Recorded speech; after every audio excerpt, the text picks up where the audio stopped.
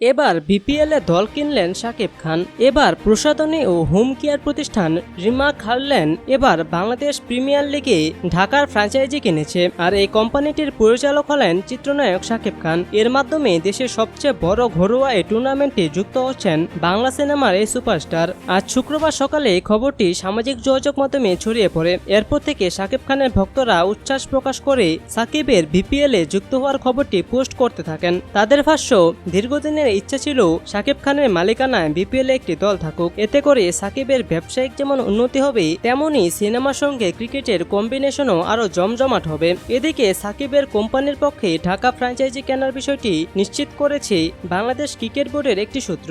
ওই সূত্রটি বলছে, ইতিমধ্যে সাইনিং মানি সহ কেনার আনুষ্ঠানিক প্রক্রিয়া সম্পন্ন হয়েছে। সবশেষ বিপিএলে দুর্দান্ত টাকার মালিকানা ছিল নিউটেক্সট গ্রুপের কাছে। তাদের অধীনে দুর্দান্ত ঢাকা নামে সবশেষ বিপিএল খেলেছিল ফ্র্যাঞ্চাইজি টিম। নিউটেক্স গ্রুপ মালিকানা পায় রূপা গ্রুপের কাছ থেকে। রূপা গ্রুপের অধীনে দলের নাম ছিল ঢাকা ডোমিনেটর্স।